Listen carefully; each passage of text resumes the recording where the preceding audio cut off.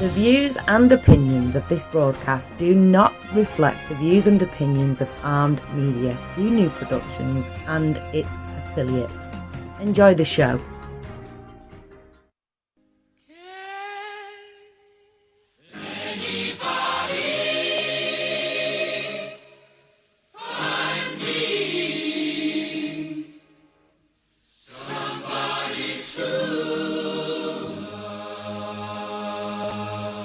Hi, and welcome to this week's episode of Talk Time with Val. I'm your hostess with the mostest, Valentine, and tonight I have the mostest tips for you to spend a really fun Valentine's Day. But before we get to that, let's say hi to our favorite producer, Jimmy, who's back up and running. Hi, Jim. How you doing, Val? I'm good. How are you? How are you, Jimmy? I'm fine. Now that the computer's running again. Right? That was a little bit of a hiccup the last couple of weeks, yeah? Yes. Now, let me ask you something. You know what the problem was? No, what? I had a, what do you call it when you get rid of a program? I had to uninstall Winamp and Shoutcast and load them again, and then it worked.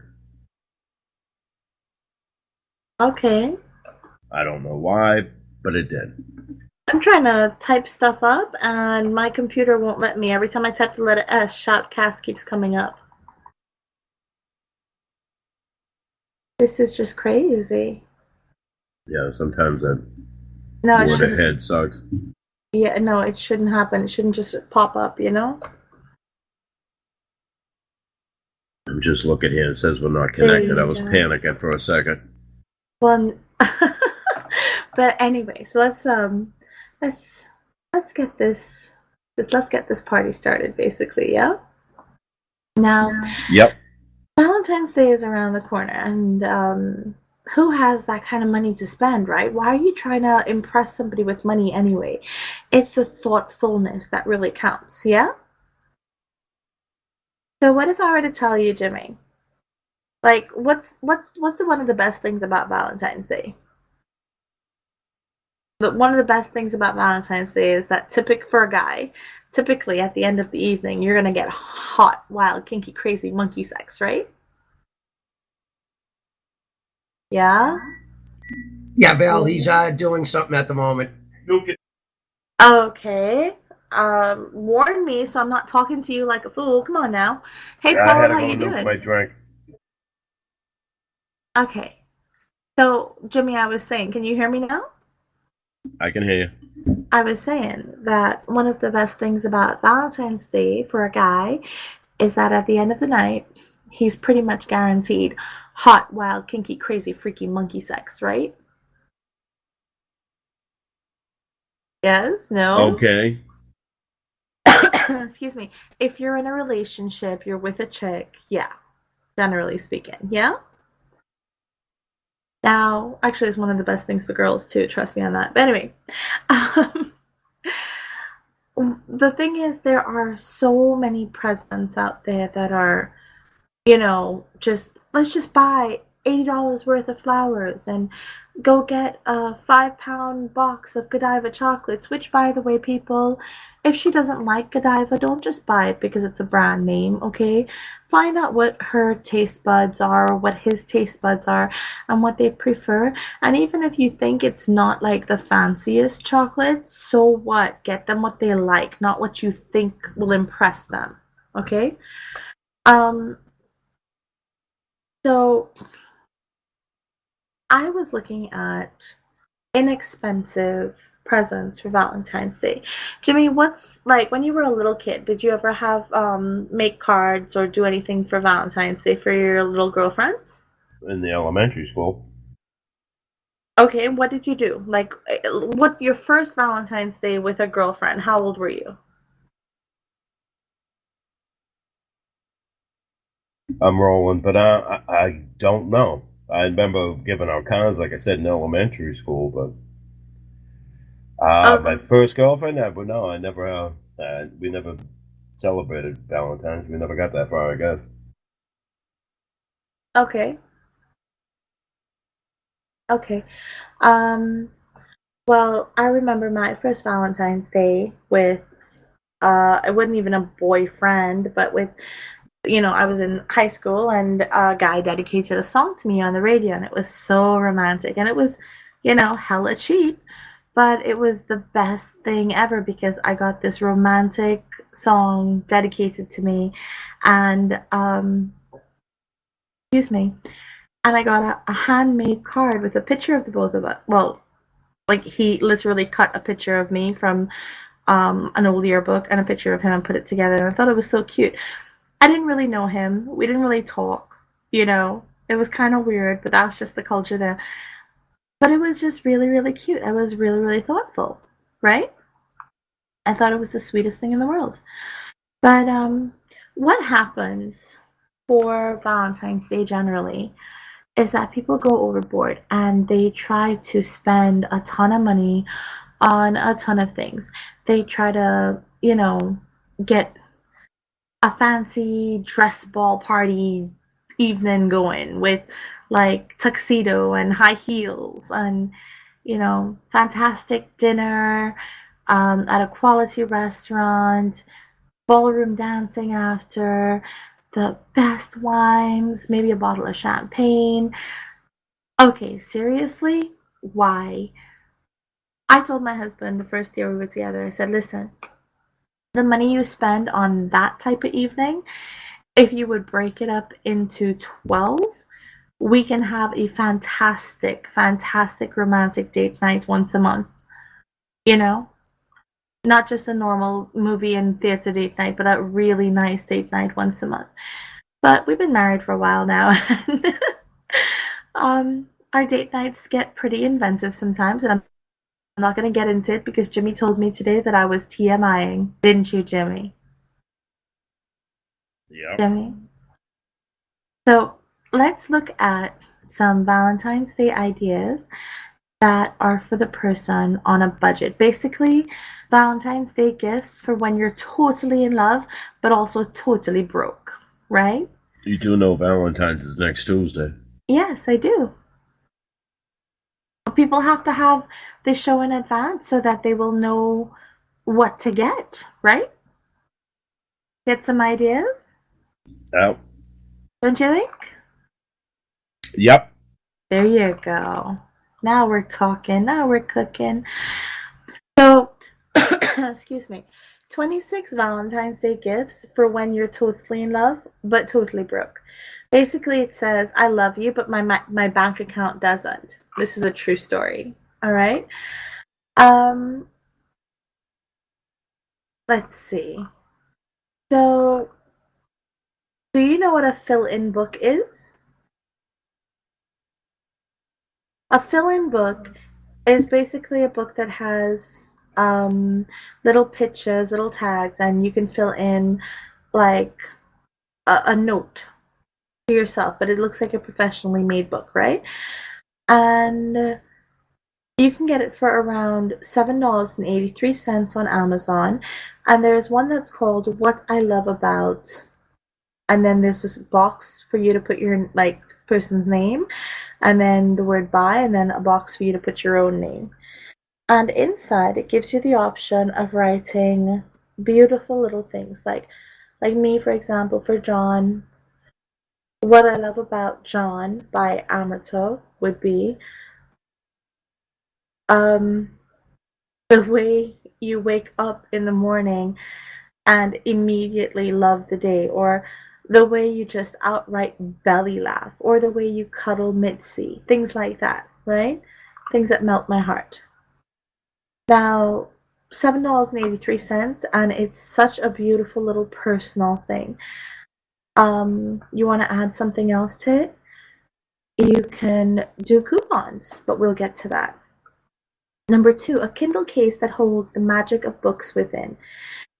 So this Kindle case can be found on Amazon for $24.95, and it literally says Book of Spells on it.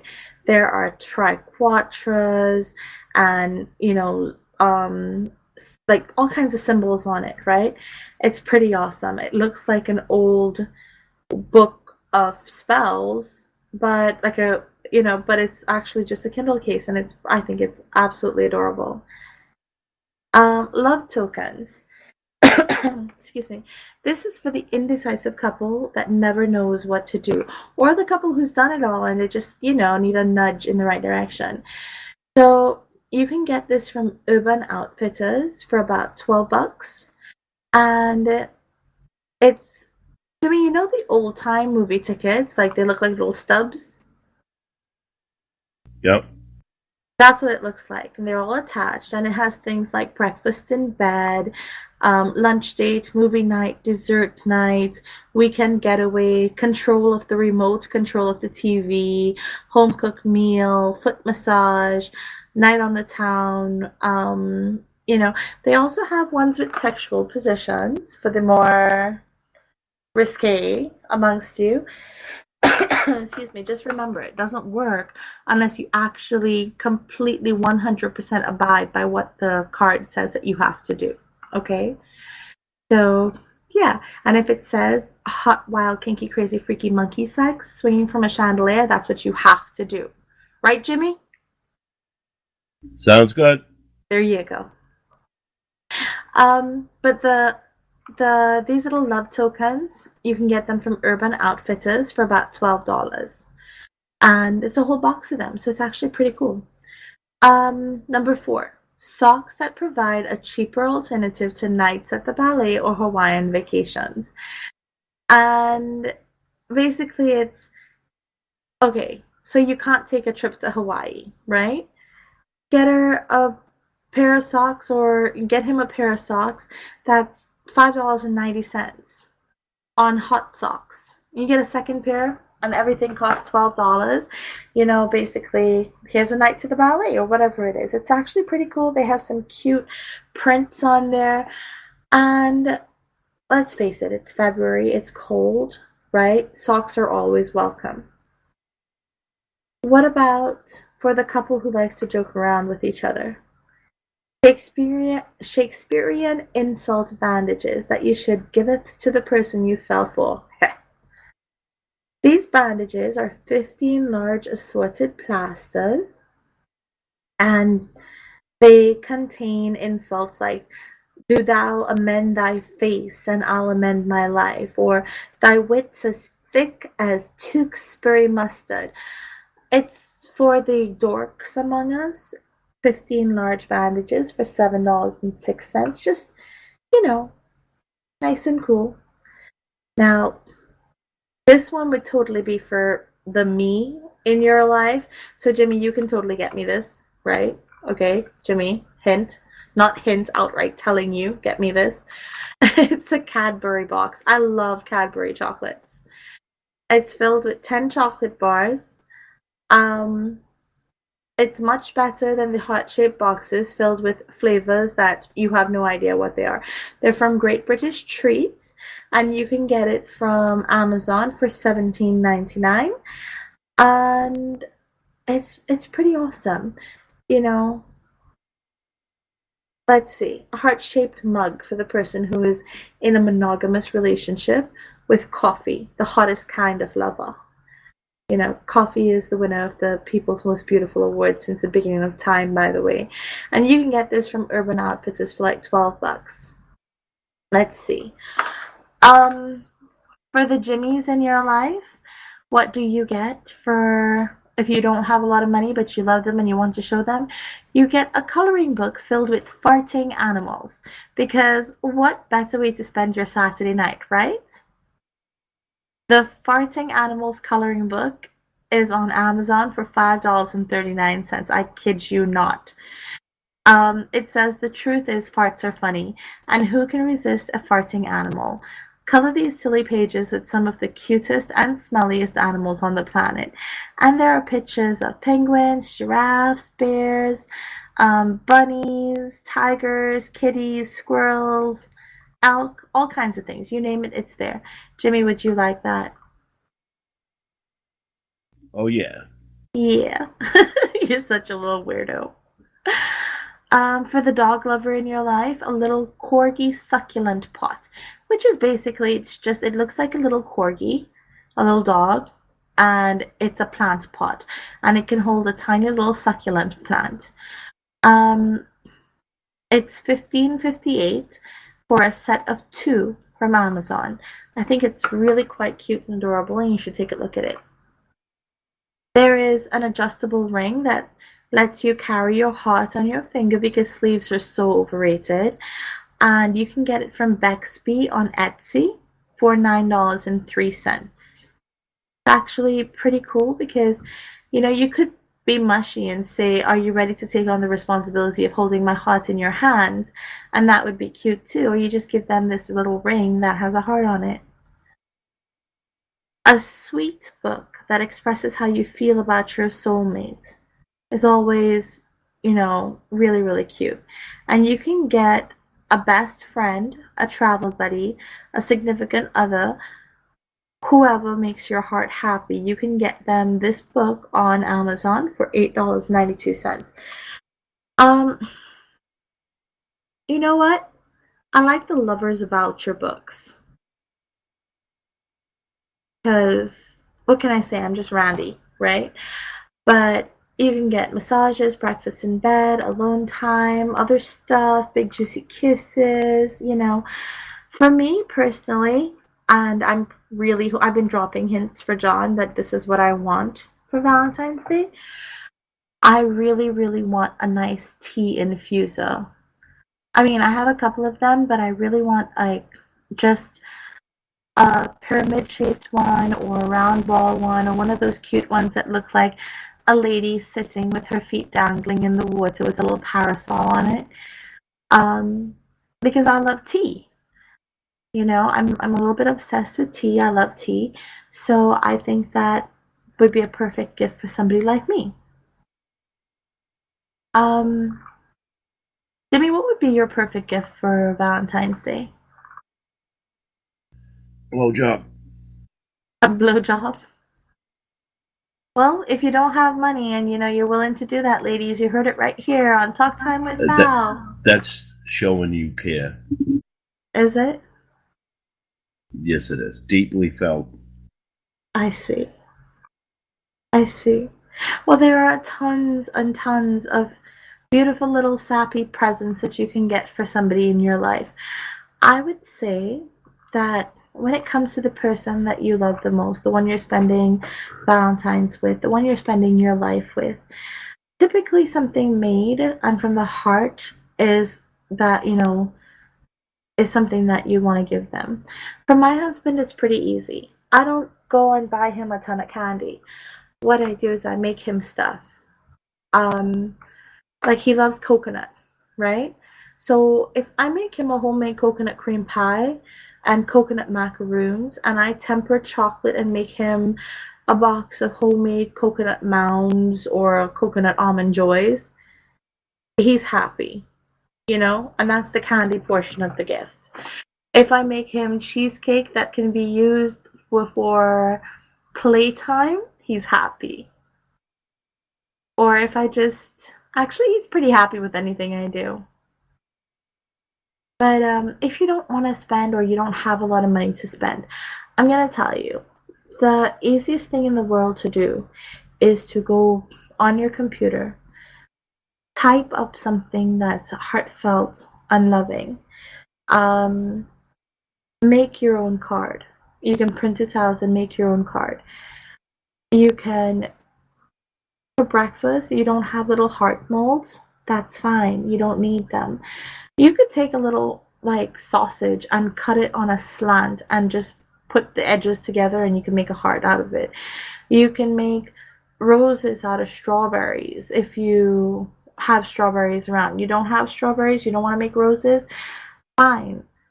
You can make a bouquet of tulips out of carrots and zucchini, for God's sake.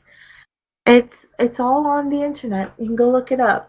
But I think my point is this. Valentine's Day, now, in today's day and age, represents love. It represents togetherness. It represents being with somebody that you care about. It does not represent how much money you have to spend. It does not represent going bankrupt. It represents showing affection. Now, if you have the money and you want to do something like that, that's fine. There's nothing wrong with it. But the majority of people don't have that kind of money to burn, right? So, a night in with the perfect movie, cuddled up on, some soft blankets and a few throw pillows, sitting down on the ground in front of the couch, snuggled together with some candlelight, some wine. If you don't like wine, then screw the wine, Irish coffee, whatever you like. And the person you love, that's a perfect Valentine's Day. I don't think people get it. Valentine's Day is perfect because of the person you're spending it with, not because of what you're doing. Once it's something that's romantic or sweet, something that expresses love and togetherness, companionship, that's all that counts. Right? Right, Jimmy? That's it. Yeah. You don't need to go bankrupt, man. So actually, on that note, I'm going to drop the whole Valentine's Day thing. And Jimmy and I were going to talk about what we were talking about earlier, which is there was a song, I was singing a song, I couldn't help myself. I kept singing America the Beautiful, right? And Jimmy, you said something to me. Do you remember what you said? Yeah, I said I used to know the words. Because you sang it in school and it's patriotic, right? Right. Like I said, they raised you to be patriotic and not hate this country. You know what I mean? We took it from the Indians. We did slaves. We're just a bad, bad country. But you said that we got past that and we were talking about the fact that you think that children are being raised to be socialist. Right. That's what they're pushing. Socialism is it. You know what I don't understand? Well, they want everybody to be equal, and the only way you could be equal is everybody's a socialist. And then, like I said, I forget what I was going. It's ridiculous. You know what I don't understand? I don't understand, I don't approve of the fact that kids who are playing sports or anything, they don't have a winner or a loser anymore. Or, it's like, are you kidding me? For real? How is anybody, they give trophies and medals for everything now. Right, there's no reason to be a winner because you're going to get a trophy anyways. So, like I said, they don't strive for excellence. Exactly. How are we ever going to learn anything in life? Kids forget the fact that in order to get anything in this world, you have to earn it. Parents today have adopted this attitude where their child is perfect. Their child is the princess or the prince. They coddle their child and they give their child whatever they want. Do you know I actually have friends who said to me, and now this is a friend who's trying to make a mortgage payment, right, on their house, yeah? And their kid wanted a pair of shoes that was like $700. Okay? I have no idea what the pair of shoes was, but anyway, I know the price tag of I don't think it was just a pair of shoes. It was a pair of shoes and something else. It was like $700.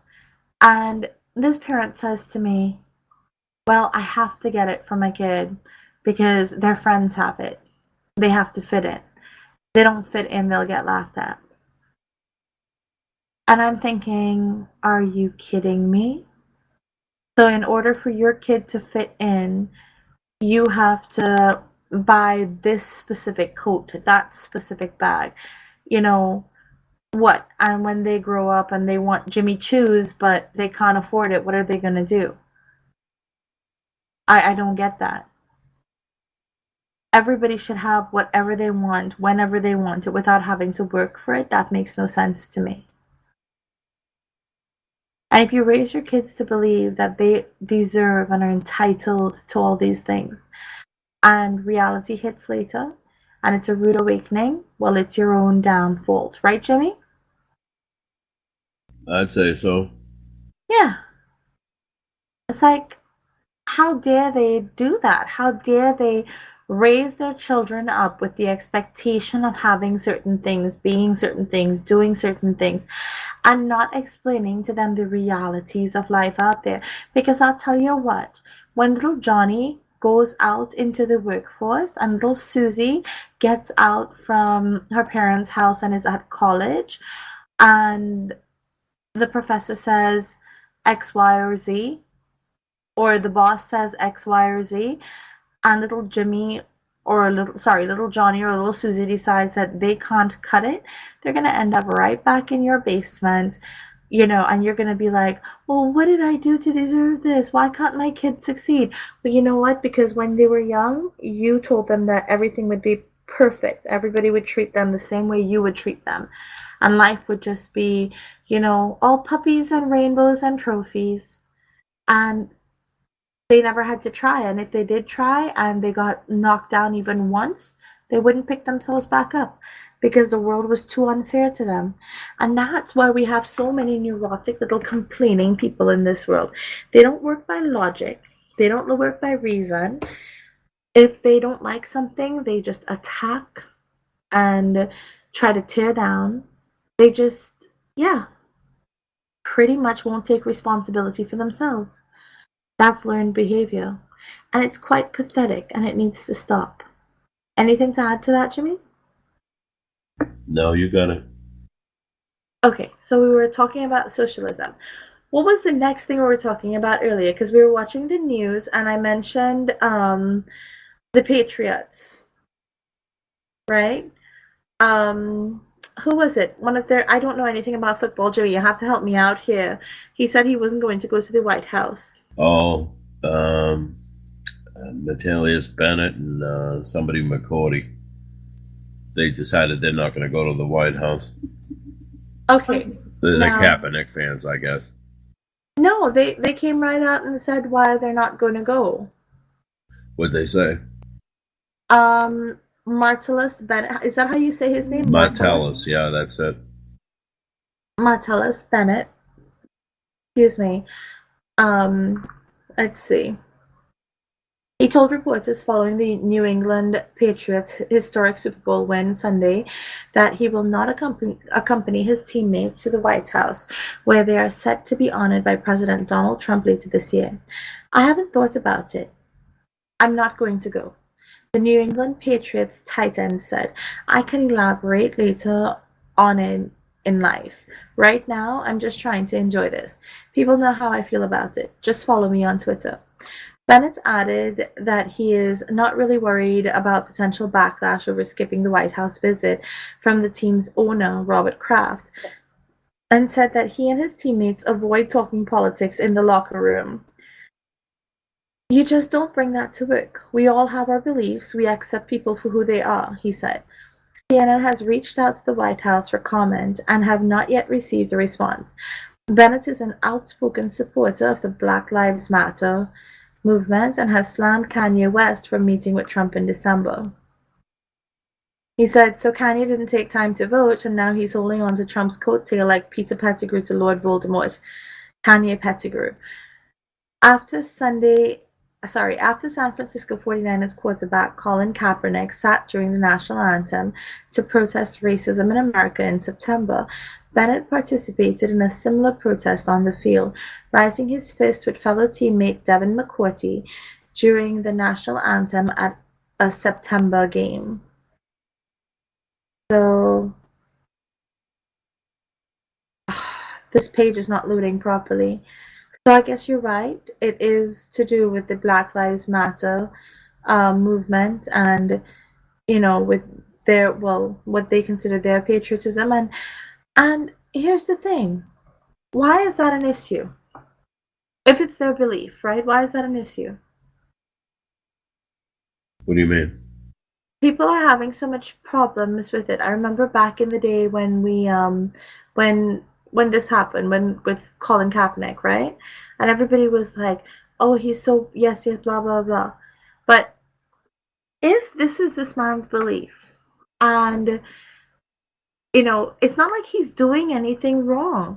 Not Kaepernick. I'm talking about Bennett and McCourty. Yeah, McCourty. But, Again, I They're lost it.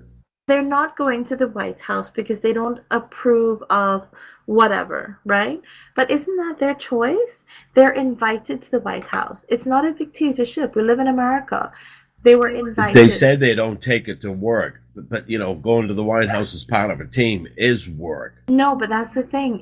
It's not work. They were invited to be honored. They can choose, Right, as a team. okay, as a team. Okay, I see And you your got your point. Black Lives Matter. Why they're going against Trump is beyond me. You know what I mean? I don't get it because he ain't shooting black people. I don't get it. He's not for it. Okay, well, they're declining. They're not going to the White House. Let's see what McQuarrie said. That's what Bennett said. Bennett declined to really comment, so it's only speculation with Bennett, right? Let's see what McQuarrie says. I am not going to the White House, McQuarrie told TME. Sorry, McQuarrie told Time via text message. Basic reason for me is I don't feel accepted in the White House. With the president having so many strong opinions and prejudices, I believe certain people might feel accepted while others won't. McQuarrie is the second. Okay, so he's not going because he personally does not feel like he would actually be welcome or accepted in the White House. Unless he was a football player. He's saying as a human being, as a man, his beliefs wouldn't matter. So I can respect That's a that. crock because he's stepped out for Jim Brown, Martin Luther III. He's full of shit. What? Say that again? Well, you said he wouldn't go in there because you don't think he'd be invited to the White House. No, not because he's not invited. He is invited. He's saying that for him, he doesn't feel accepted in the White House. With the president having so many strong opinions and prejudices, he says, I believe certain people might feel accepted while other people won't. That's his opinion. He feels like he personally does not feel. I don't know anything about him. I don't know if he's a little green man from Martian, if he's Muslim, if he's Jewish, if he's Christian. I don't know. All I know is what I'm reading here, and it says that he specifically said is that he doesn't feel accepted, that the president has many strong opinions and prejudices, and while certain people might feel accepted, other people won't. And that was his reason. Alright, we need to break for commercials, so let's do that, and when we come back, we'll have more talk time with Val after these messages.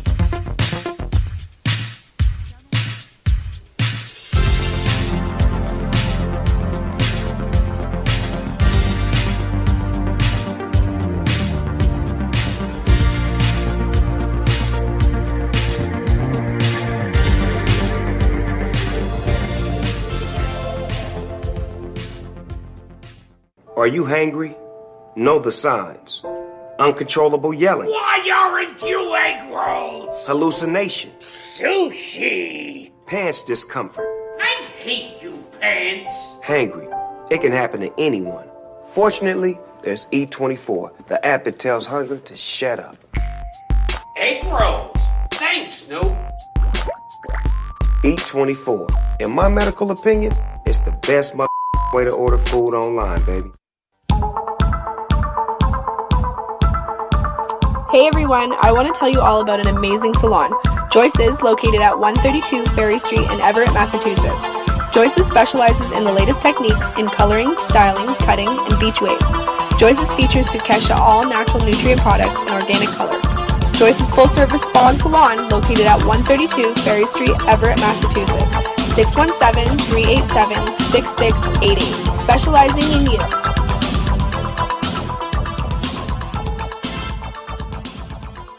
And now, another fresh insight from Roger Berkowitz, President and CEO of Legal Seafoods. If your wife can't take the time to test your tuna for purity, then why should you take the time to come to a complete stop before letting her out of the car? Just saying. Legal Seafoods. If it isn't fresh, it isn't legal.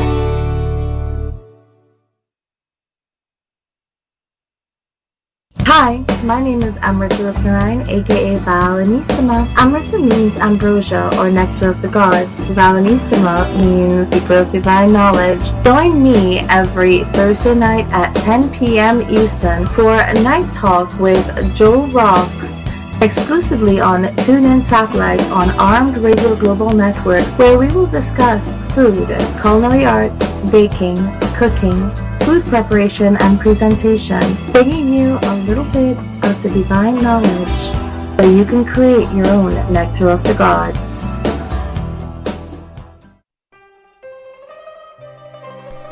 Plan your visit to Savino Vineyards in Woodbridge, Connecticut today. It's a family-owned and operated vineyard that grows premium grapes on 8 acres of land and produces a fine selection of wine on-site in a historic barn. Savino Vineyards is a bronze medal winner in the Amenti del Vino International Wine Competition, and wine tastings are only $7. Visit SavinoVineyards.com to find out more, and follow Savino Vineyards on Facebook. That's SAVINO Vineyards.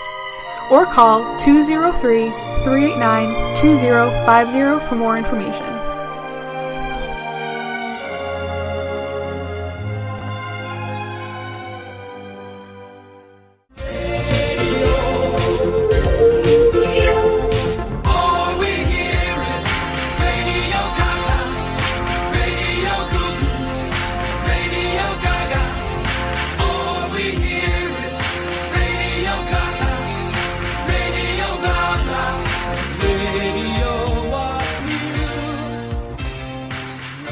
Hello. Hi, and welcome back to this week's episode of Talk Time with Val. So we've been talking about Valentine's Day gifts, ideas for those who are totally in love but broke. We've been talking about children being brainwashed into believing that they're entitled to always winning in life, right? And that's just not true. And we were just talking about what are they? The Patriots? What, I don't even know what that means. Like they're running back or whatever it is. What are their positions? One's a tight end. I'm not sure what McCourty is. Okay.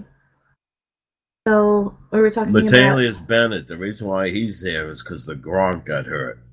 The what? Gronkowski. They call Okay. him the Gronk.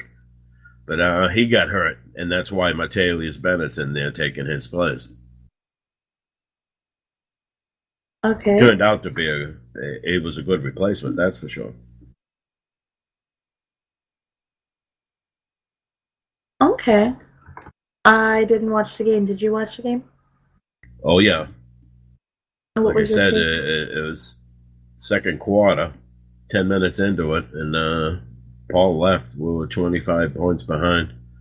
He was pissed. His game's over. And this and we were tired of listening to him. We were glad he left. But ever since he left, they came back. So it was Paul's fault that they were losing in the first place. Pretty much. It was all Paul. You heard it here first, America. Blame Paul. You can send your mail to Armed Radio Global, courtesy, via Joe. Joe Rocks. And label it to Pot Talk. And yeah, Paul. It's all Paul. But what was your take, Jimmy? Like, did you have confidence that they would totally be able to pull it off? I was wondering at 25 points behind, wondering, I'd say, we still got time, that's all I kept saying. Right. And like I said, me and Pete was sitting here and was saying, well, if they do this, and then they would do it, and I was saying, and if they do that, and they would do it, you know what I mean? And they just kept coming back, and they did it. It was a hell of a game. I mean, it's the biggest deficit, 25 points behind to come back. Biggest Right. one in the World Series. First World Series with an overtime. It's just been a historic day. And Brady gets his 5th ring. He goes down as the best quarterback in history. That's awesome for him. Yeah. Yeah.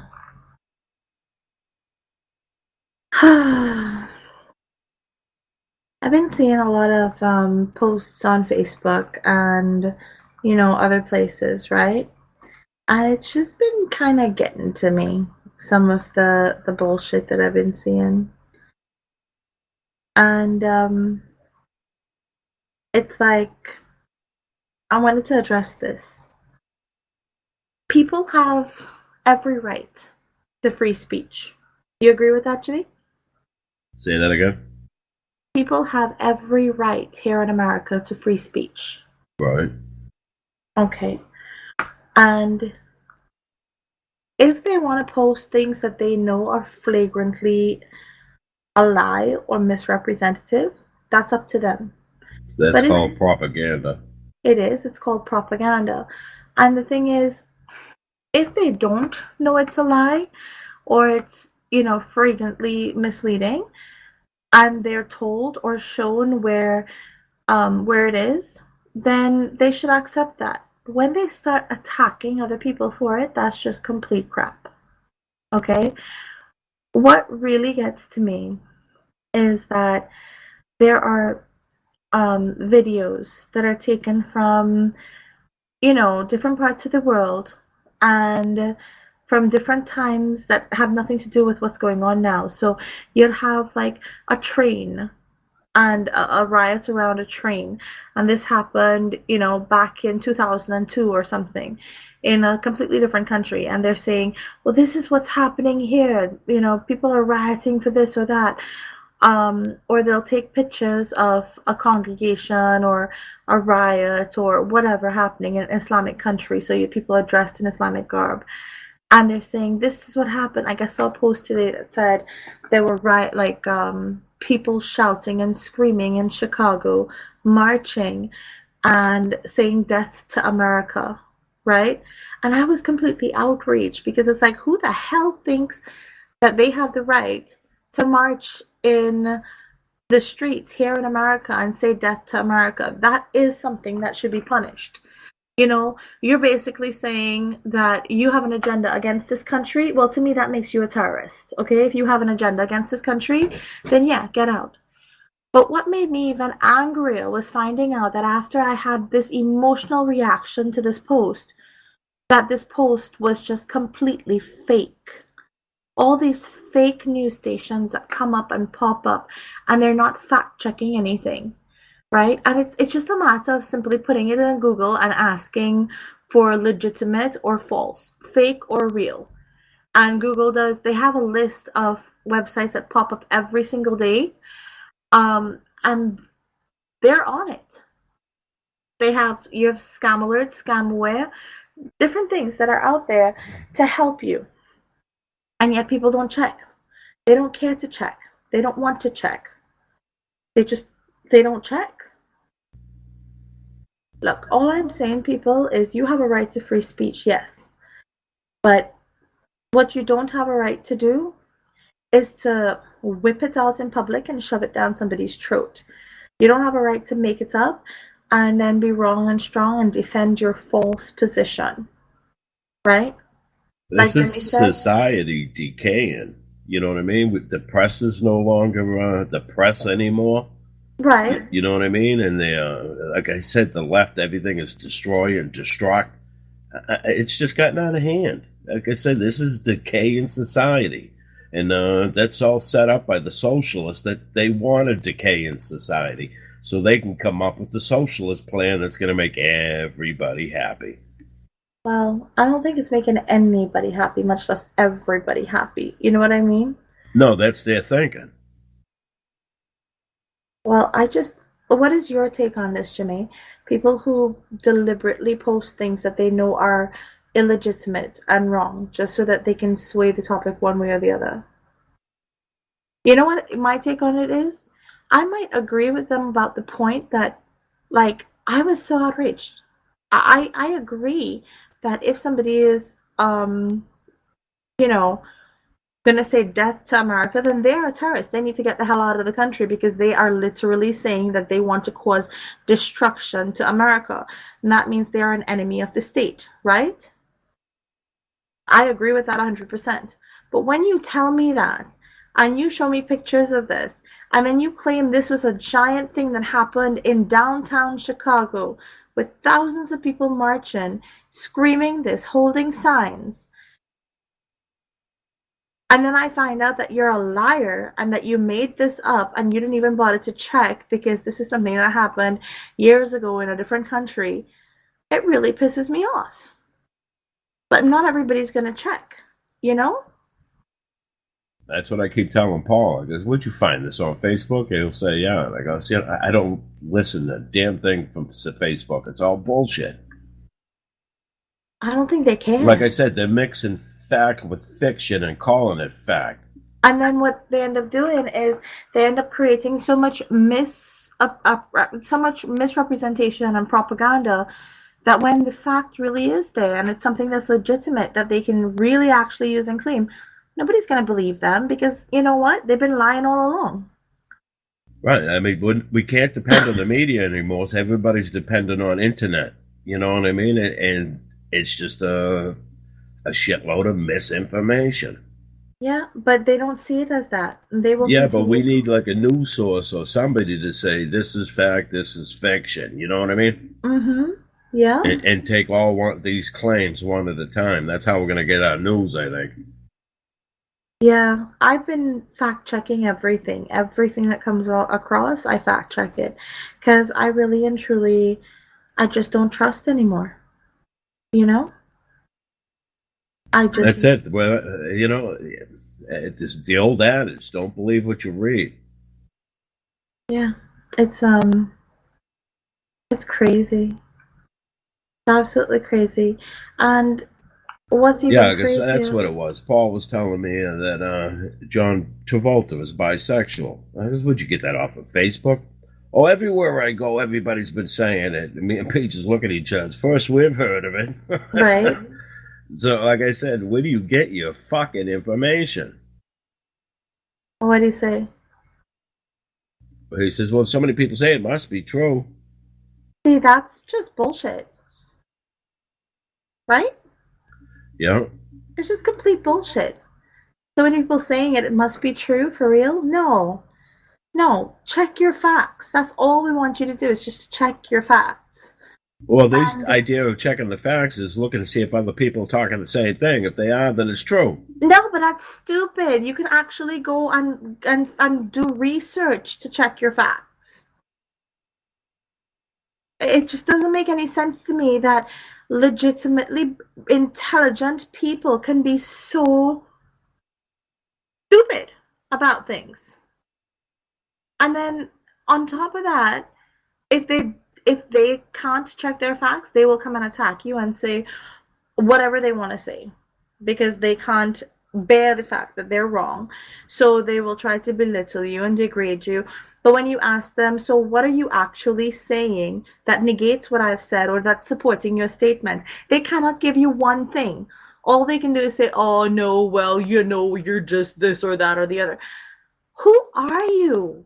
How don't you realize that it's so pathetic to attack other people because you don't have a legitimately logical, reasonable point of view to come back with? So what you do is attack and degrade? Oh my God, that is so... Ugh. It's just... You know what I mean, Jimmy? Yeah. It's like, how do people not realize that that is just... So this is what we call it. They're not being educated, they're being indoctrinated. And this is the result. They're just loony lefts. Okay, so are we talking about legitimately intelligent people? I haven't seen one yet that's been intelligent. Not one that's been marching with the women or anything. I mean, really. I'm not even talking about that.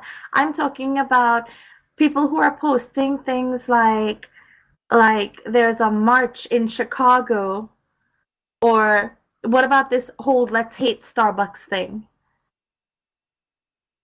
It's like legitimately intelligent people just go all out batshit crazy all of a sudden because somebody disagrees with what they're saying, so they decide to attack that person instead of actually prove anything or provide a legitimate source for their information or anything. Right. Well, I mean, it's been proven that BuzzFeed just prints anything it wants. It doesn't have to check it. Nobody else did it, but they did. You know what I mean? Everybody else tried to check it and couldn't find anything. Right. This guy just printed it and said it was fact. Right, and I'm not just talking about BuzzFeed. There are literally hundreds of organizations out there on the internet that are showing up as if they're real, news sites, and they're not. They're illegitimate, right? And then people are sharing it as if it's real. Before I share anything, I check and double check. I see if it's on multiple sites, if it's been covered by any, big media houses. If it has been covered by one but not by the other, I tend to discount it because I don't see anything being carried by one. Like let's say they're appointing Jimmy as head of education for the United States, and that's what they report, right? And CNN is carrying this, and they say that Jimmy is being, blah, blah, blah. But I don't see it on, any other station. I'm not going to believe it. It's come down to that, where I don't trust... Maybe they got it first, and you might hear it on other stations. I listen for a couple of days, yeah. And I check my facts out. But it's just nuts that... people just don't give a crap anymore. Whatever they see, if it's, to do with their agenda, that's what I mean. We relied on the newspaper to do the searching and getting the truth out. Now that's just impossible. There is no media that does that anymore. Maybe you know what I mean? Because when that Trey Gowdy was asking the reporters, do you know why Andrew Stevens was in Benghazi? Do you care? And he was going on and on about the things that the press should have been asking and never did. Right. And that's what we've come down to. They don't. If it's for Obama, they won't do any fact checking. They won't search. They won't print it. Anything he's done bad. We're not even just talking about Obama. I'm talking about, and we're not talking about the politicians. That's even worse. But I'm talking about. That's what I'm saying. Yeah, and that's even worse. I'm talking about.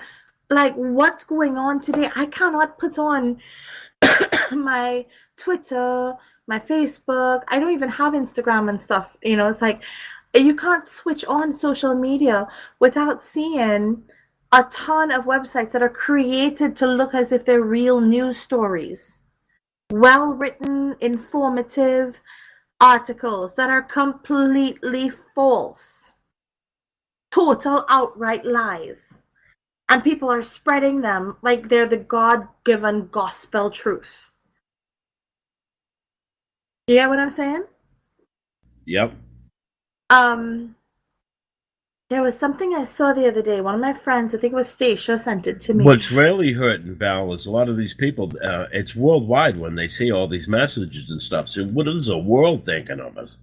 You know what I mean? Because they're saying, well, this all must be true, too. No. Actually, there are movements on Facebook that are on different social media that are mocking America right now because they're saying that the America propaganda machine is going strong. They're mocking America for things like, oh gosh, what was that phrase that lady misspoke the other day? The massacre, the Bowling Green massacre. Bowling Green massacre, yeah. That's a huge joke around the world now. Yeah, she misspoke once. You know what I mean? Look how long she's been in front of the camera. She does it once and they jumped all over it. Right. And then that, honestly, that wasn't her being stupid. That was, I listened to it. I watched it. She misspoke. They blew it out of proportion. But then there are other things that aren't being blown out of proportion. There are news, like I said, there are fake news stations cropping up everywhere that are putting out propaganda. And so it's posted on Facebook, and every single one of those pages has somebody saying something like, well, this happened in 92 at such and such place, and they'll put up the real article with where the picture was stolen from, right? And those people get deleted, immediately get deleted. Like, there are so many people who will post whatever they want to post, and then when somebody doesn't agree with their post, they will just go and just delete the factual stuff. They know they're spreading propaganda. So anyway, there are websites that are dedicated to taking shots. Like every time somebody posts something like that, discounting a thread or a rumor or an article, they take a picture of it and they post it to these fact checker people. Once their post is deleted, then they know, hey, this is not a legitimate website, etc., etc. It's funny that now, in order to prove that these people don't have any moxie, you have to take a picture of what you actually commented. It's crazy. It's absolutely crazy. Hey, Jimmy, don't we have to break for commercial? Yep. Wanted to say one thing before we go, because it's on my mind and I'll forget it. Do you know Tom Brady's game shirt got stolen? Yeah, I heard about that. Isn't that retarded? That's ridiculous. If it was somebody looking for the money, he ain't gonna be able to sell it. The thing's worth $500,000. And if somebody stole it just to burn it, isn't that a fucking waste? Or maybe they stole it because they're a fan and they want it. But they wouldn't be in the locker room. That's why it had to be somebody inside. They don't let people in the locker rooms. Family, maybe. Yeah, I don't know. I don't know why they would have stolen it. Maybe they stole it to bronze it for him or something. Weird. Yeah, I know. And now the Texas Rangers joined in with Houston Police to try and find it. Oh, really? Yeah. They always get their man. Yeah, they do. All right, let's break for some commercials, and when we come back, we will talk some more on this episode of Talk Time with Val after these messages.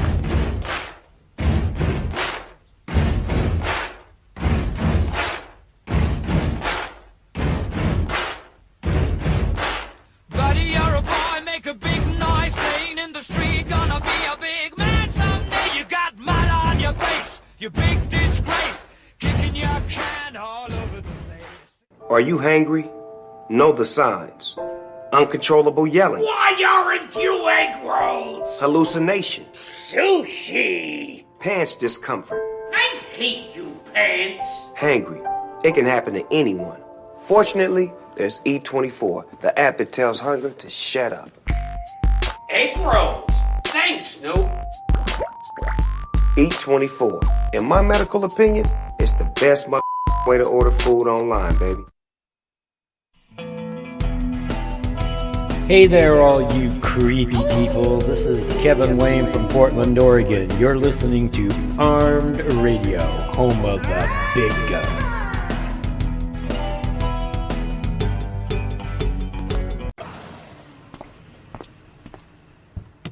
Hey Dan, how's the day going so far? My day couldn't be better. You pull up less than 3 minutes after I open my Lyft app, and how do you greet me? With a kind hello? Just delightful. Great. Care for a cookie? A cookie? A chocolate chip cookie? You know, I'd love one. Sure. Hey, let me ask you something. How did you know I love this song? I mean, come on, it's the Cold War, kids. Everybody loves them. Whoa! Who taught this guy how to merge? That was a fantastic merge! Couldn't agree more. That's it? That's all this costs? What's this thing running on?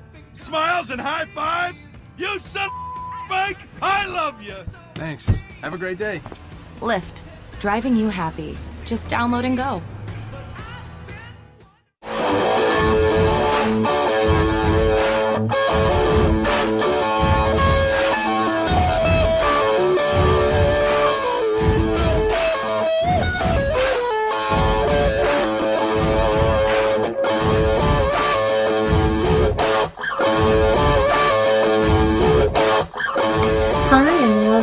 To this week's episode of Talk Time with Val. I'm your hostess with the mostest, Valenissima. We've been talking about some weird things. So let's get back to talking about Tom Brady's t-shirt. So, what's the conspiracy theorist saying right now, Jimmy? That's what I mean. I don't know who talking. I mean, it has to be an insider. And if they're doing it for money or historical fact. I don't know how somebody would try to get in there and steal it and bring it out to the lefties in the Atlantic and have them burn it or something. I don't know. Why would they make a political a lefty? Why would it be a political statement? Oh, for one, it's Patriots, and they're friends with Donald Trump. So nobody wanted the Patriots to win Sunday. No, some people had a problem with the Patriots winning, but it had nothing to do with Trump. No, absolutely did. All the lefty loons. Can I tell you what I heard here? Okay, so some people here had a problem with the Patriots, and it had nothing to do with Trump. It had everything to do with they had an issue with the whole ball, right? In the deflation of the ball with Valentine, and I hear a lot of things, especially at our poker games, and the guys are very vocal, and they think that the Patriots are cheaters. And because of that, they hate them and they don't want them to win. It has nothing to do with Trump. They've been picking on the Patriots since Bob Kraft owned the thing. Doesn't Kraft still own it? Yes, I said since he's owned it. Okay, well, I'm just saying that. But you understand the Deflategate? Everybody was doing it. They decided to come down on the Patriots. When there was a video gate or something about 5 years before that, same thing. Yeah, everybody was doing it. They decided to come down on the Patriots. Everybody was stealing footage of the other players' secret plays and stuff. Well, while they were playing the game, they were having communication or something. Like I said, No. Everybody was doing it. Videogate was specifically about them paying somebody off in the other team's manager, whatever, right? Paying somebody off to take video footage of the teams practicing secret plays.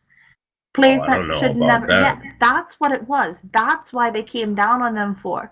Because they literally. No, this was during a Jets game. They had somebody in the stadium with a video camera that was directly communicating with the sidelines of the Patriots. Now, like I said, everybody was doing it. So when they decided to come down, they picked the Patriots. No, but say that again. Somebody is there. It's a live game, and they're taking video footage, and that's illegal?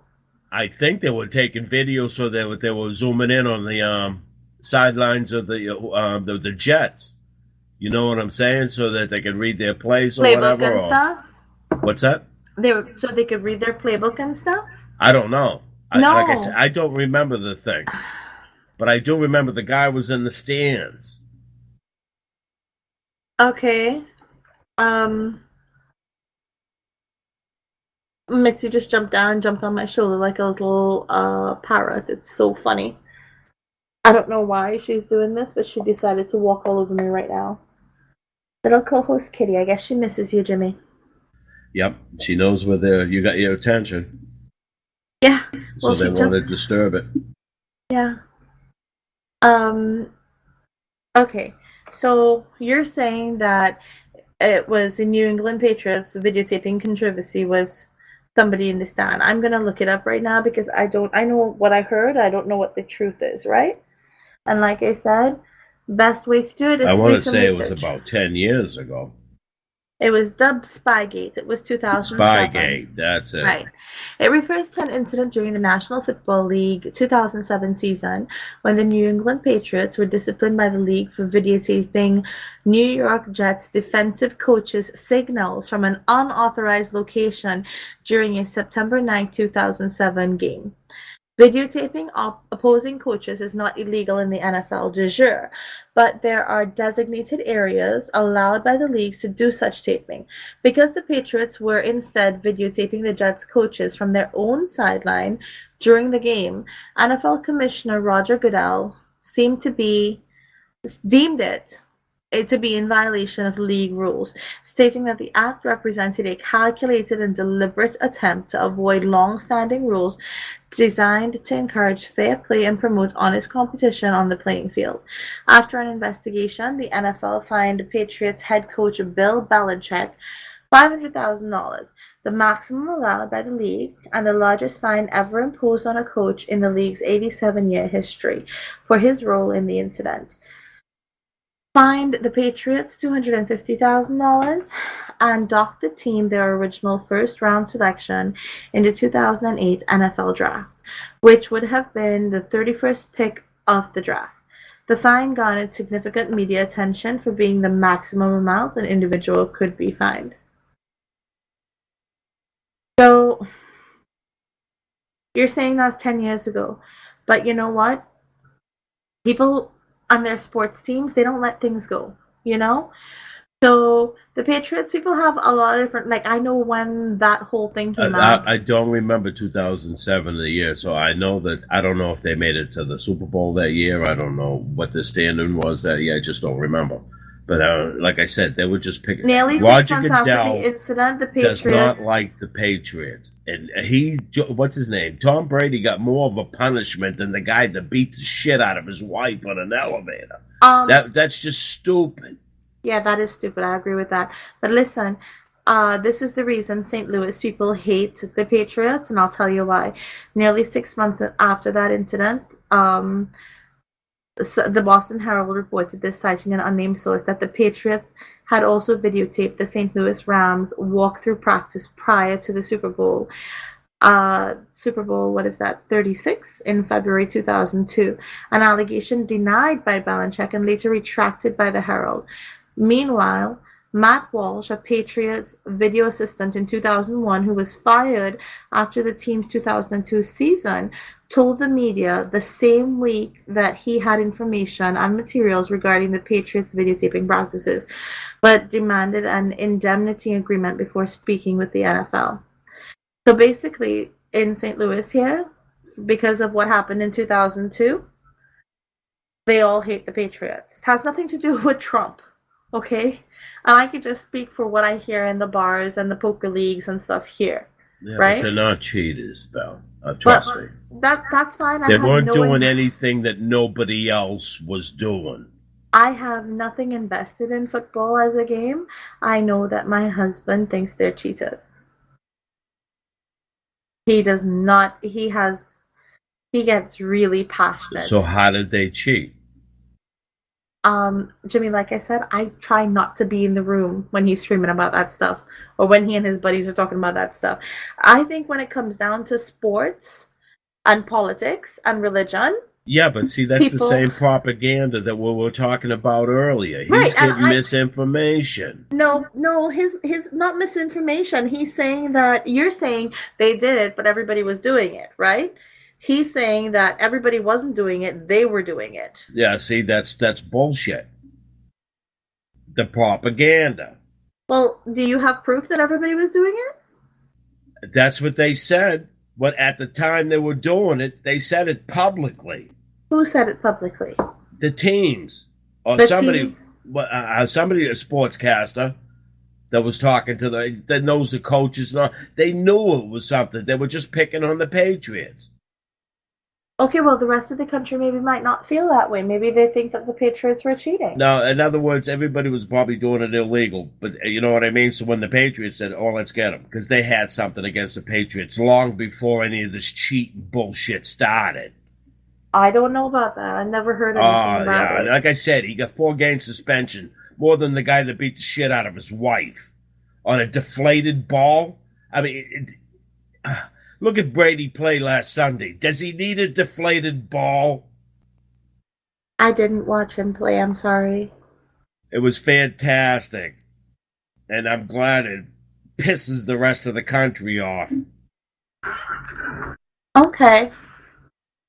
All right. So, like I say, he's deniably the best quarterback in history. So you're saying that Brady never cheated by deflating the ball? It wasn't even him that deflated him. Okay. But they just blamed him because he was the quarterback. Okay, I don't know anything about football. And you're saying, I'm doing my show right now. And you're also saying that that the scandal for the videotaping thing, all the teams were doing it. Not they just were the all Patriots. Doing it, right. Now, you said something about being a restricted area. That might be true. Yeah. You know what I mean? But I don't remember hearing that. But this is what I'm saying. In 2007, yes, all the teams were they had authorized locations from which they could film the opposite team. But what the Patriots did was that they went to an unauthorized location during the September 9, 2007 game, and they videotaped the opposing coaches, and that was illegal. It was actually a rule in the NFL, and they knew it. And that's what the whole scandal was about. Not that everybody was videotaping. They knew everybody was videotaping. But that they went to a look, because in order, okay, the unauthorized locations were places where the playbook and certain plays and signals and they stuff. were never punished for that. So there was nothing there. They just made them look bad, and everybody said they were cheated. Jimmy, they were punished. Belichick was given a $500,000 fine. The Patriots were fined $250,000 when the team was docked. They were punished. They lost draft picks.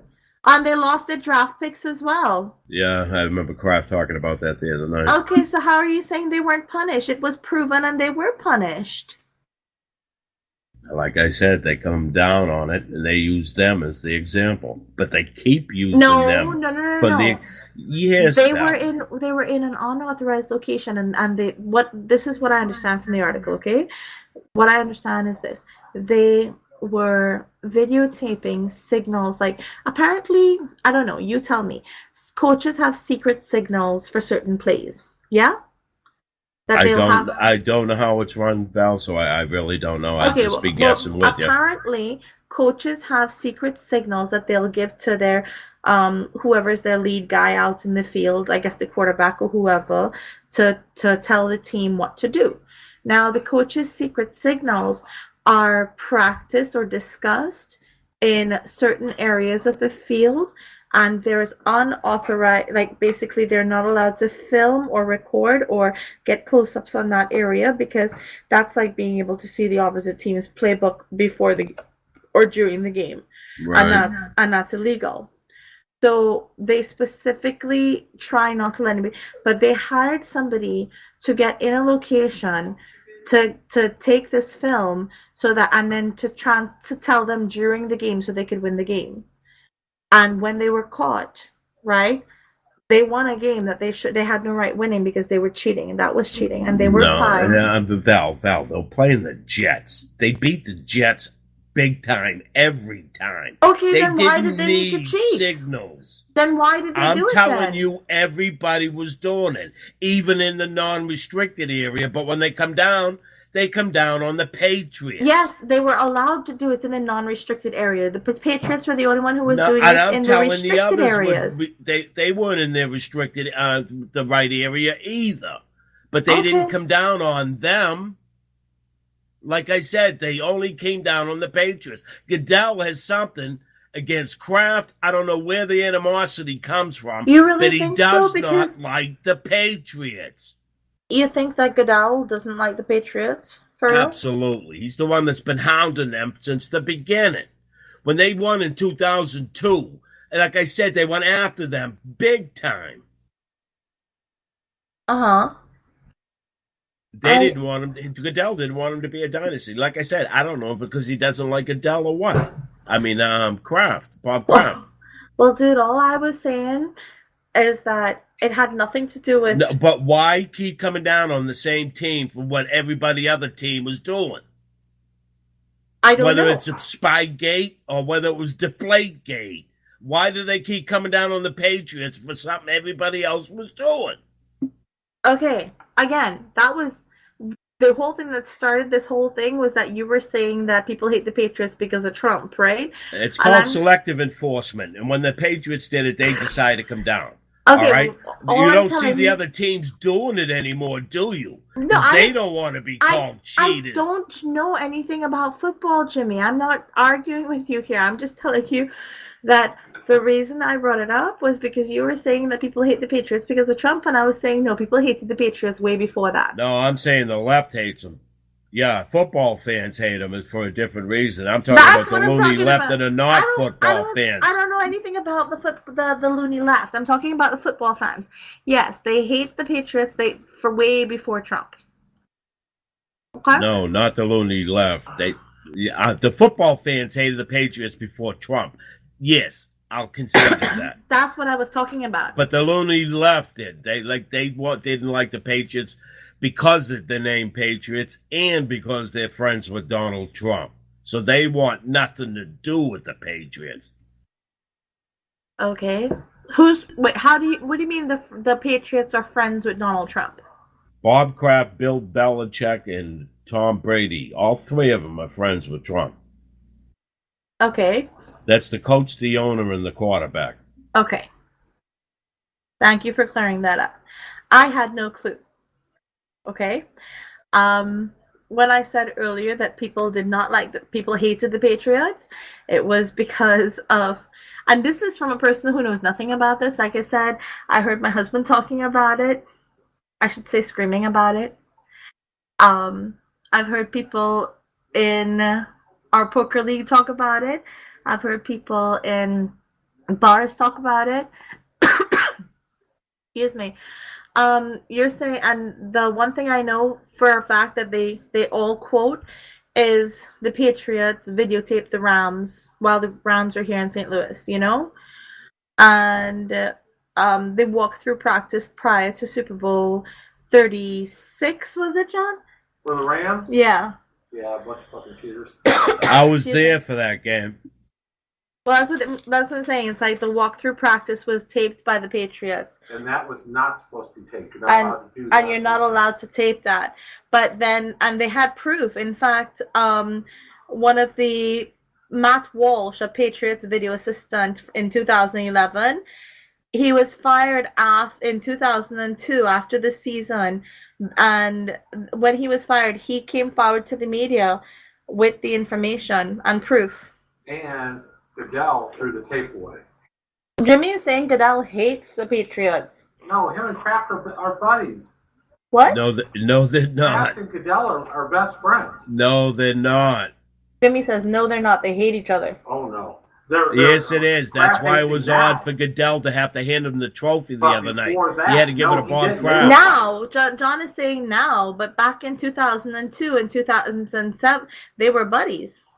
They were good friends. They were buddies up until 2007 when... Like I said, something pissed him off. I don't know if it's Bob Kraft. In 2007, when Roger Goodell placed that This started fine... in 2002, Val. No, they were friends in 2002. In 2007 is when the animosity happened.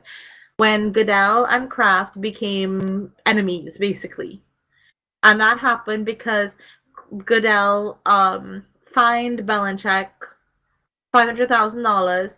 He fined the Patriots $250,000, and he made them lose their draft picks.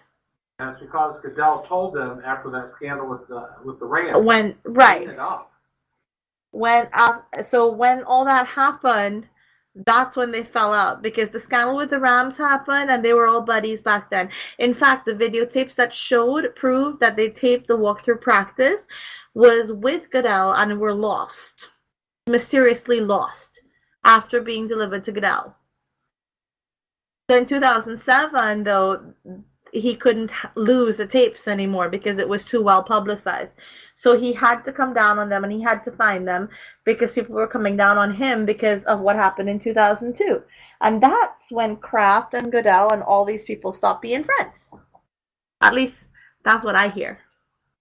And the reason being, everybody else was doing it, and they come down on them and made them the scapegoats. Well, you see, you're saying everybody else was doing it, right? Yes. But nobody else... Val, I heard that from coaches. Okay, and I they hear were you. shaking their heads and just, they couldn't believe what was going on. Okay, I hear you. I'm not saying everybody else wasn't doing, cheating. I'm saying... I mean, I can't guarantee every... Yeah, they just did a better but job other at team people cheating. were doing That's it. all. No, but that's the thing. It's like, let's say every other team was cheating as well. The fact is that's they didn't just consider disgusting. it cheating if everybody was doing it. Well, it no, was the same advantage. No, I get what you're saying, but they have specific rules about areas that they're not. So they have Right, specific and rules. they decided to enforce that rule on the Patriots when everybody Jimmy, else please, was I heard doing what you're it. saying. You don't I'm get not that part. I'm not disagreeing with you. I am not disagreeing with you. I'm just trying to state something. You're saying that if everybody else is cheating, but they're enforcing it only on the Patriots. I'm saying the Patriots are the only people who got caught with legitimacy enough proof that they They were knew caught. what was going on. It ain't who got caught. It is who gets caught. No, You they can knew rob a what's bank. going John on. They can rob a turned the bank, and blind I can rob eye a now bank. No, until Jimmy, the Jimmy, Jimmy. Patriots did All it. Then three they of us had a could. reason to stop it. Hey, Jimmy, all three of us could rob a bank, right? But if you're the one who's caught, you're the one who's punished. No, Yeah, because I won't be here. No, but you get what I'm saying. It's like it's a rule. You know it's a rule. You break the rule, fine. They're all cheaters. Every one of the teams are cheaters. They didn't get caught. That's because nobody cared. It's not that they didn't. They had people looking for it. Well, obviously and the they fans didn't get cared caught. because it I'm became a saying huge they thing. weren't looking for it until they said the Patriots. And like I said, when you're on top, they want to tear you down, Okay. and that was one of their ways. And it didn't work because we still went back to the Super Bowl without the picks. Right. Okay. I don't know talking how the greatest team put together, and they're all cheaters. Yeah, that's how they got there. I'm not saying they're cheaters. I'm saying what I'm reading on here. Again, I don't know the Patriots. I don't know anything about football. I don't care about football. I was trying to ask you something, and this went way out of, Okay, John, stop stirring the pot. You hearing him, Jimmy? I heard him say something. What did he say? Cheaters? Yes. Then I got it right. Yeah, John is stirring the pot. But yeah, I don't have any investment when it comes to football. What happened to this game? Did they cheat on this one too? Did they steal signals? I mean, what did they do to come back? Nothing. Absolutely they must nothing. have, because they're cheaters. How did they come back? He can't hear you. He went upstairs, Jimmy. I'm sorry. That's why I told him to stop stirring the pot. He went upstairs. But okay, so I don't know anything about football, Jimmy, right? And Tom Brady is like the Larry Bird of, you know what I mean, of basketball. He is to football. And to say that he cheats, it's just retarded. It's like saying Larry Bird cheated. Okay. You don't take the best and call him a cheater. That's what you call the losing teams. That's why because they don't like him because they beat him. Okay. Well, we don't have a football team here in St. Louis anymore. But yeah, I know. I think there's 3 of them in LA now. Yeah, but here's the thing, right? We don't have a football team. And after the Rams left, hardcore diehard Rams fans, I know a guy who went through his man cave and took down, like, it was all over the news and stuff. People threw up tens of thousands, hundreds of thousands, millions of dollars worth of sports memorabilia. Because they were like, screw it, we don't follow the Rams anymore. You know, you spend thousands and thousands and thousands of dollars individually on their t-shirts, their hats, their sweatshirts, a signed autograph, this or that or the other, right? You wear their gear and whatever. And you've done this for years. So you have to think people invested years of buying this stuff. Not just for them, but it's like a big business where you buy it for the babies and the kids and the dogs and the cats and everybody too. You know what I'm saying? Everybody has to wear a Rams t-shirt, sweatshirt, hat, gloves, shades, whatever. It doesn't matter. It was all gear. And people just literally dumped it. You know how like every couple blocks in suburban areas. The Beatles said something of John Lennon. They all decided to throw their albums away. I don't know about that. Before my time. But you know those clothing donation boxes that they have, like those giant boxes you can walk into. It's like a little miniature shed, and they have them every few blocks in urban areas. Do you guys have those? What is it? We have what we call donation boxes. It's a giant yellow shed. Yes. Okay. They were literally overflowing with Rams memorabilia. The one thing, and I'm talking about things like bed sheets, curtains, linens, towels, bedspreads, comforters, everything, pot holders, okay? People had customized everything. Grills. This one guy had a customized round grill that he threw out, donated. I mean, beautiful customized Ram grill, painted with the Rams logo and stuff, with the Rams, what do you call it? You know, your Brandon fork? Brandon fork? Yeah, like he has a branding iron, right? And it literally had Rams logo on it, and he would brand his meat. This is how people are so die-hard fans, yeah? Over here in St. Louis, Cardinals, the Cardinals are gods amongst men. Well, that's because they've been there forever. But what I'm saying is, it's not just one person or the other. I'm talking about, I can walk down the street, and if it's game time, like during those months when the game is being played, everybody is wearing some Cardinals gear. Every store has Cardinal koozies, Cardinal everything, and they sell out. It's just ridiculously crazy. I mean, when our niece was born, the first thing John did, this child wasn't even 2 or 3 days old, John went and got her a Cardinals outfit. Little silk Cardinals pajamas. There you go. But you get what I'm saying? They brainwash the children from young here.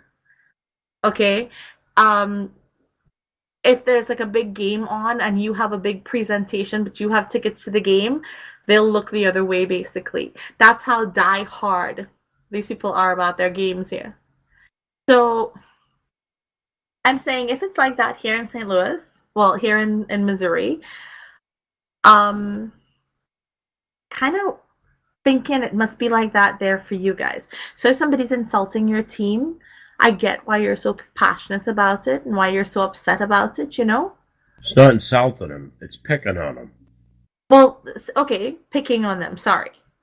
If somebody said anything against a Cardinals fan, a Cardinals person here, they would, like, all I said, I remember when John and I had first gotten married, right? I went to one of his poker league games with him. So we're there and the TVs are on, and this bar has, like, what do you call them, projection screens? Yep.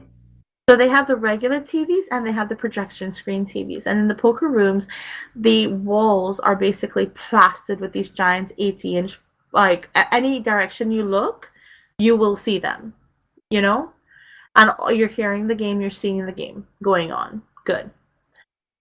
And the opposite team, now both of them, they were wearing similar colors, okay? So I did not know which team was which yet. You have to remember, I didn't know anything about baseball at the time. Brand new. Never, you know, this was my first baseball season ever, right? And so I'm looking at the game, I'm looking at the TV, and I'm trying to figure out what's going on. And I can only relate it to crickets and rounders. That's the only thing I could relate it to. So I see somebody catch a ball. I'm like, oh, nice. And everybody came down on me, Jimmy, so hard. Because I was like, you know, apparently it was the wrong team. I said, you know, and they came down on me. I swear, I thought they wanted to kill me. They were so pissed off. I was just like, wow. Okay. On that note, let's break and go to commercials. We need to pay some bills. When we come back, we will continue with more on this week's episode of Talk Time with Val after these messages.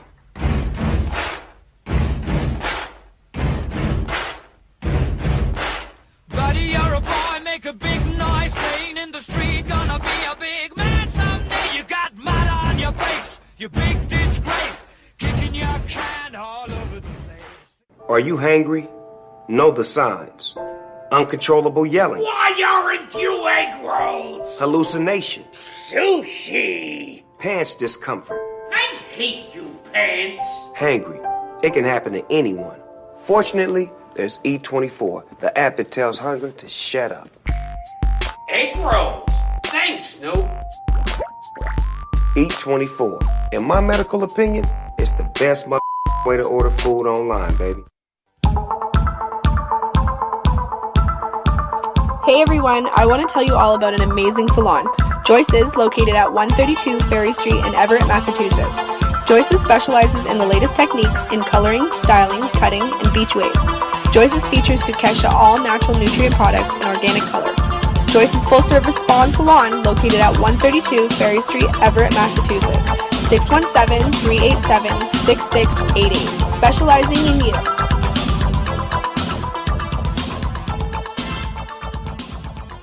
And now, another fresh insight from Roger Berkowitz, President and CEO of Legal Seafoods. If your wife can't take the time to test your tuna for purity, then why should you take the time to come to a complete stop before letting her out of the car? Just saying. Legal Seafoods. If it isn't fresh, it isn't legal.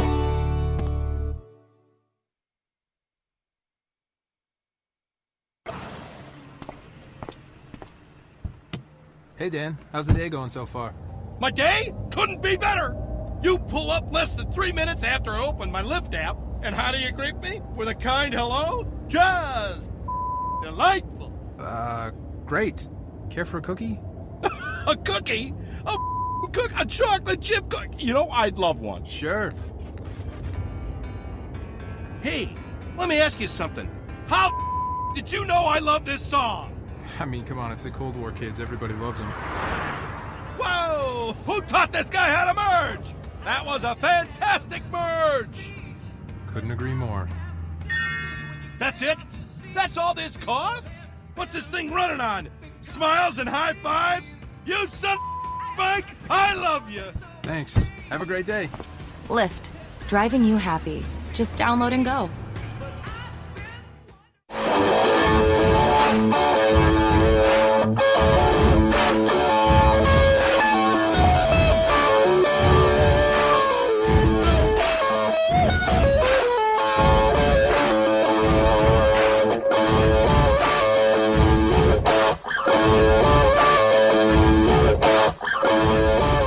Hi, and welcome back to this week's episode of Talk Time with Val.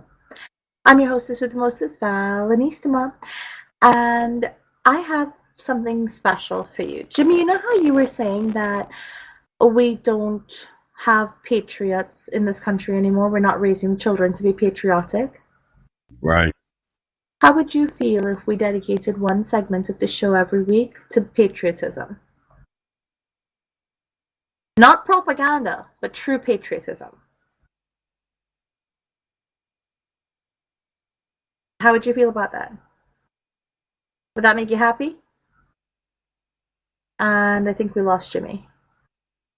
Jimmy, press the button on your No, mic. it was my microphone. Yes. Like I said, it does by electromagnetism or something. If I just touch the thing, it shuts off. Okay, so what do you think? I forget what the question was. How would you feel if we dedicated one segment of the show every Yes, week to yes, patriotism? definitely. All right, then let's start now with a poem by Joseph Rodman Drake, or Joseph Rodman Drake, right? It's called The American Flag. When freedom... Sorry, what were you saying? No, go ahead. Okay.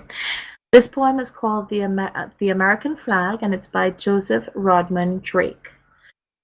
When freedom from her mountain height unfurled her standard to the air, she tore the azure robe of might and set the stars of glory there.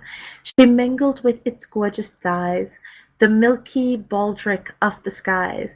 Then from his mansion in the sun she called her eagle-bearer down and gave into his mighty hand the symbol of her chosen land.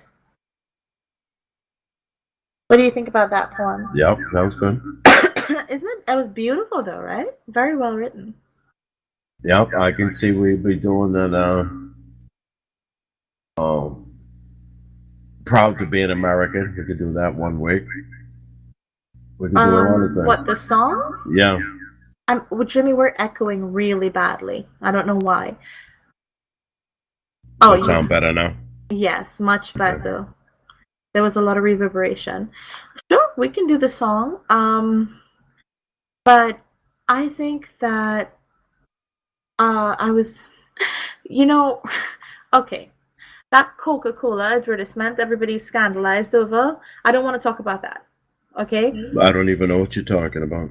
People got mad because Coca-Cola made an ad that with America the Beautiful, the song, and they had it translated into other languages as well. Why would it be America then? No, it's because America's a melting pot. People in America no, but people in America and they love America. They should be selling Coke, not politics. Right, but this is the thing. Their thing was basically their 30-second ad or whatever. Basically, just took the America the Beautiful song and they translated it to another language. Well, you know what? Maybe it's not for people in America. Maybe they're trying to show people who don't speak English outside of this country that America is a great land. You get what I'm saying? No, so they're pushing diversity, and diversity means everybody but white people. That's what diversity means. Okay, I don't want to argue about it. The one good thing that came out of that whole controversy was that it had me listening to this song again over and over, right? And I have like a favorite version on YouTube. It is actually quite beautiful. It's I don't know how old it is, honestly. It's really old, right? And it's just this peaceful lake with the words printed over it. And I guess you heard me earlier just singing, yeah? I heard who singing? Me, earlier. Yeah. I was, right. I think you should sing the first verse of the song, because you learned it in school. America, the beautiful, and I think that's all I remember.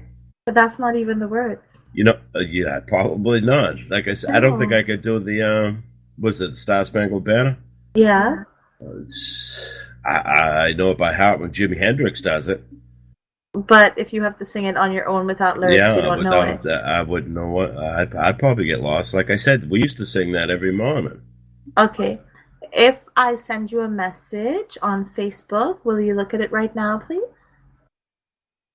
I believe that you can... I'm not on open on Facebook, but which one are you throwing it to? Not the producing on air. Give it to the other one. No, it's not... Okay, I'll send you a link then. I was not poking you. I was sending you a message on Facebook. Oh. Well, I'm not on Facebook. Okay, I will poke you then. Hold on, let me find it. There it is. Copy and paste. So I'm going to send Jimmy the lyrics so that he can sing this beautiful song to you, our people out there. I'll read it, but I don't think I'll sing it. I want you to sing it. Do it for me. Do it for me, Jimmy. Do it for me. Did you get it? Yeah, you did it on the wrong computer. Okay, I thought you told me to poke you on the producing computer. No, I said not the producing on air. Oops, I'm sorry. I poked the wrong computer. There you go. Was that better? The only reason I get crackling when I open up boxes. That's fine. I understand. So did you get it? Did you get it? I'm opening it now. Oh, you know what I did? I think I hit OK. What an idiot. Because it ain't doing anything. I got it on the bottom here. Alright, well, while you're doing that, I'm going to read one more little poem. Okay? It's called The Old Flag by H.C. Bunner. Off with your hat as the flag goes by, and let the heart have its say. You're man enough for a tear in your eye that you will never wipe away. You're man enough for a thrill that goes to your very fingertips. Aye, the lump just then in your throat that rose spoke more than your parted lips. Lift up the boy on your shoulders high and show him the faded shred. Those stripes would be red as the sunset sky if death could have dyed them red. Off with your hat as the flag goes by. Uncover the youngster's head. Teach him to hold it holy and high for the sake of its sacred dead. Tell me that's not the most inspiring, beautiful poem you've heard. Yeah, that was pretty good. Yeah, they're saying, you got what they were saying, right? I was Take the hat off your head and show honor and glory to the flag as it goes by. That flag, the colors. that was normal back then. You took your hat off when a woman come into the room. You did all that shit. Okay, but basically the hat is just, an allegory. It's not, they're not specifically talking about a hat. And the end of it here, it says, so, okay, basically they're talking about a child, right? They say, lift up the boy on your shoulder high, your children, and show them the faded shred. Those stripes would be red as the sunset sky if death could have dyed them red. Off with your hat as the flag goes by, uncover the youngster's head. Basically not taking our hat off, but teaching him, uncover his brain. Teach him to hold it holy and high for the sake of its sacred dead. Basically, see, you took it that way, and I took it as when you go into church, a man's not supposed to have anything on his head. No, and a woman can, but not a man. And both ways, you can take it both ways, but the latter part of the poem, I think, is about teaching, like we were talking earlier, about teaching the younger generation what true patriotism is. Just having some respect. Okay, you don't agree? Well, you know what? This flag is what this is, a symbol of this country. This country is where you live and what gives you your rights. And the people who have fought for those rights did it under the banner of that flag. The people who died for the fact that you have clean running water, food to eat, you have a nation where basically, I mean, look at all the benefits that you get from being here. So respect the flag because it's a symbol of the nation. It's a symbol of, you don't respect that? Okay, you respect Abraham Lincoln? Then respect the flag because Abraham Lincoln respected the flag. You respected Teddy Roosevelt? Then respect the flag because Roosevelt respected the flag. You get what I'm saying? People pick and choose. Respect the flag as it's your home country, your hometown. You know what I mean? 100%. There's no reason to be taking it out on the flag. That's history. I agree 100%. But people are lost in their symbology. So, during this little episode... Yeah, another way. Today, it's Trump represents the flag. So that's why they want to burn it, tear it down. So today, Jimmy is going to sing for us America the Beautiful. Hey, America the Beautiful. Is this thing for real, or is this a joke with all the, what do you call it there, stanzas? No, that's for real. Because I think the only thing we sang is the first one. That's what I was telling you earlier today. So, okay, sing the first one and then we'll read the rest. Oh, beautiful for spacious skies, for amber's wave of grain, for purple mountains' majesties above the fruited plain. America, America, God shed his grace on thee and crown thy good with brotherhood from sea to shining sea. And that's all. And that's all they sang in school? I think it's beautiful. I've been singing that song all day today. And Jimmy, your button got pressed again on your mic. So you cut out at the very end there. Not the song, but when you were talking. That's because I took my finger off. I don't know. Okay. Yeah, I wasn't pressing the button. That's what you learned in school, right? Yeah, that's what we sang in school in the music class. And we did the Pledge of Allegiance every morning. We sang Star Spangled Banner. I think the Pledge of Allegiance is something that should be taught. Yeah, I know. Like I said, they took it away because of Muslims. They think it's very... No, it's not because of Muslims. Way before that, they took it away, okay? Well, they took it away for religious reasons, and that's one of them. Okay. But don't say they took it away because of Muslims. They took it away because of religion reasons. It's the only religion that doesn't like it. Actually, okay, no. so now what would I blame? Hold on, Jimmy. Would I blame the Hindus? No, they took it away because of religious reasons. You're right.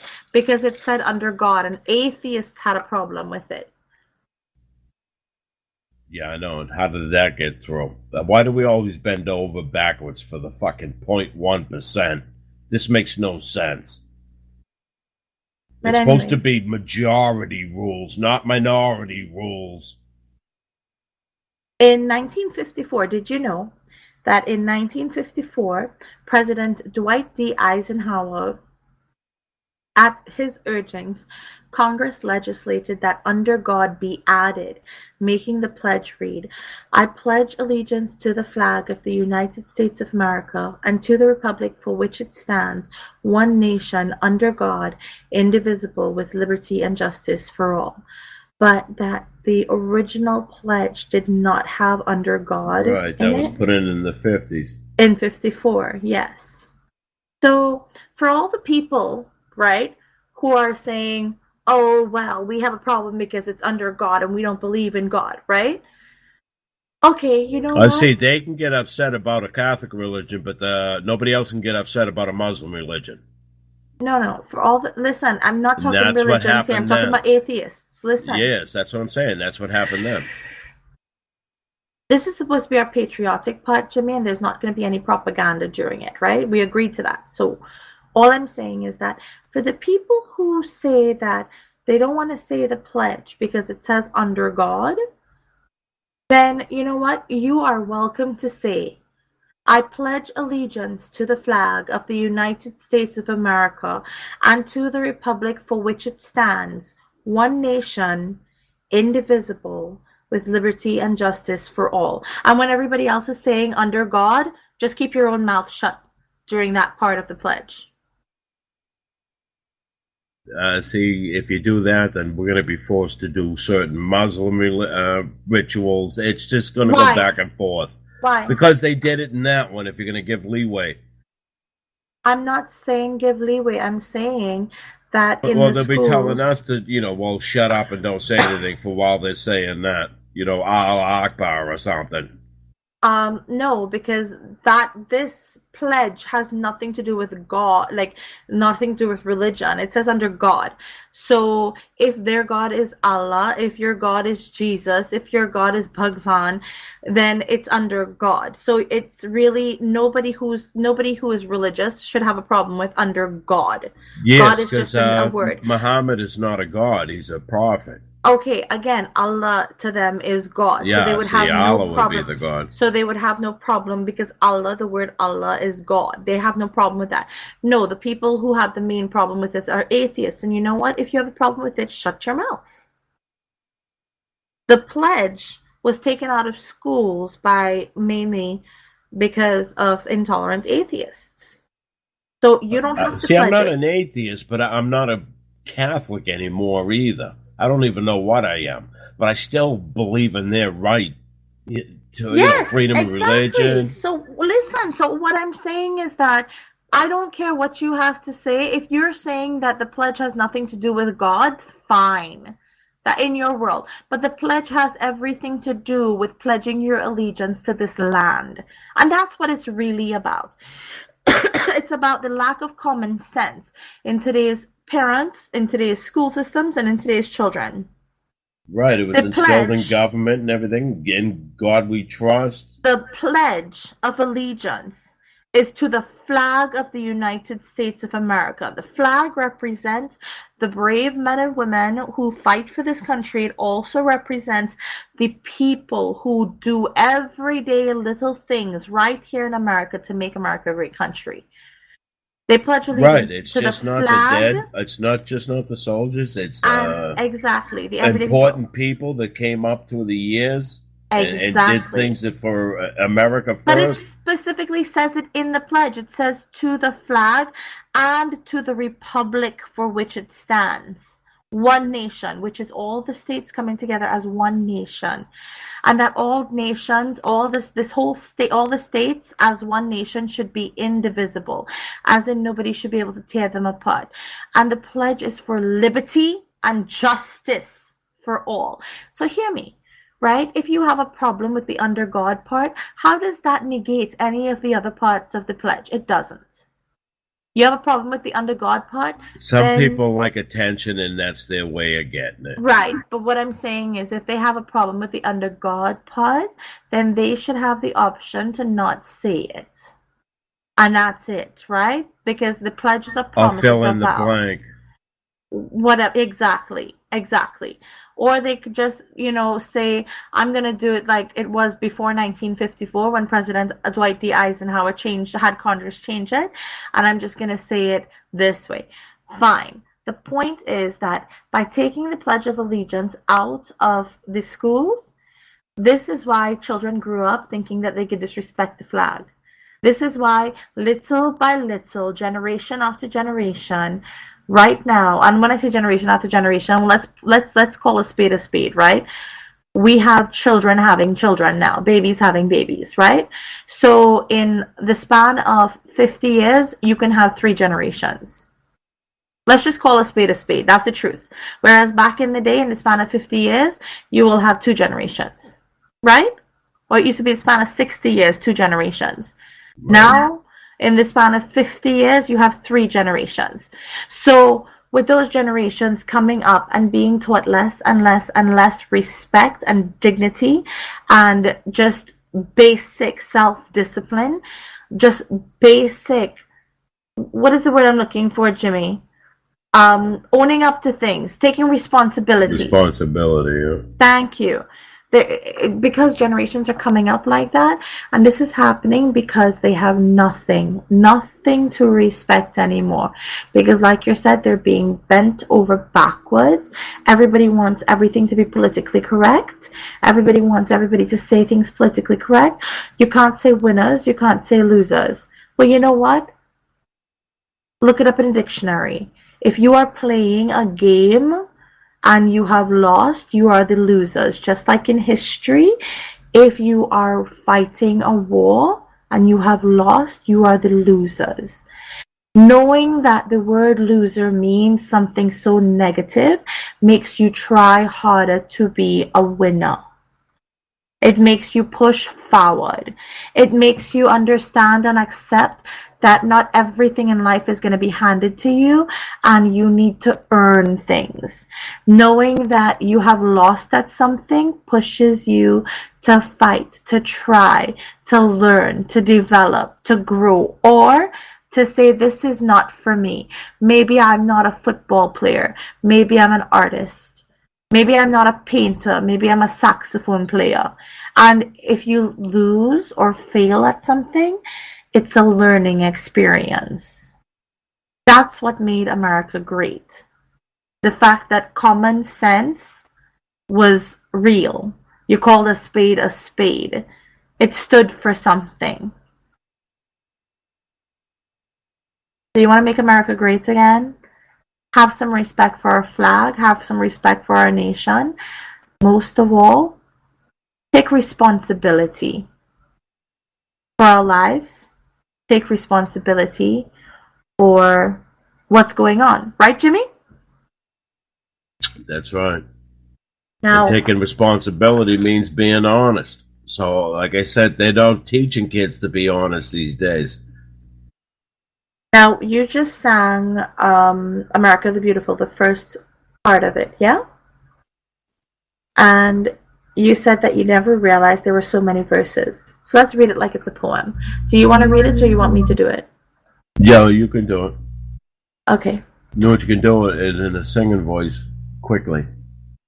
I wasn't going to sing it. I was just going to read it. Oh, okay. Go ahead. Yeah. So, America the Beautiful. Oh, beautiful for spacious skies, for amber waves of grain, for purple mountain majesties above the fruited plain. America, America, God shed his grace on thee, and crown thy good with brotherhood, from sea to shining sea.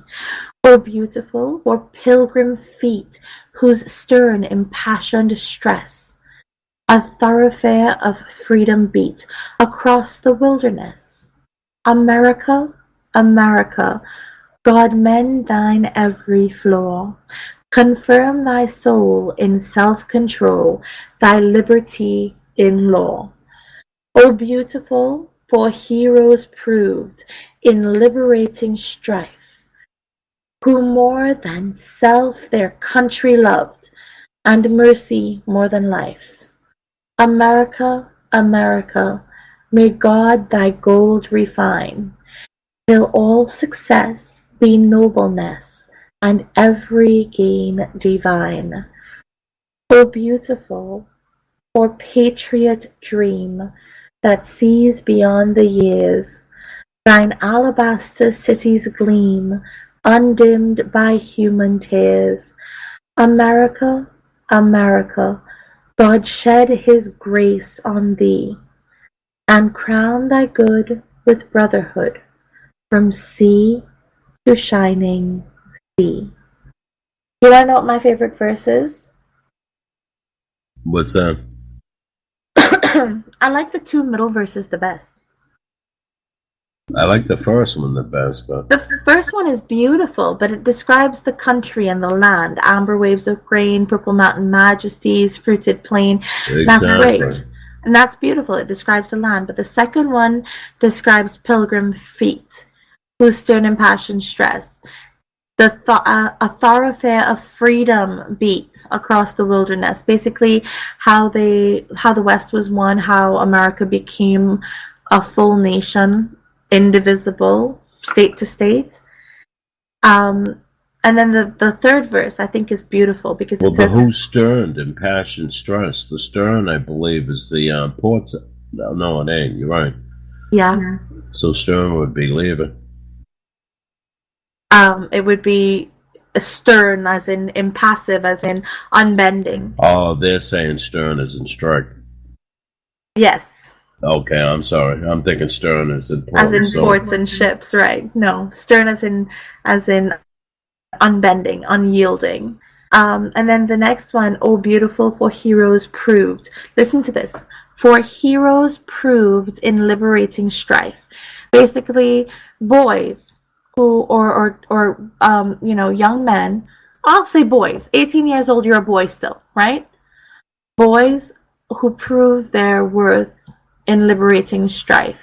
They literally go out and give their lives for freedom through all of the hardship and toil and stress and indignity and inhumanity of war.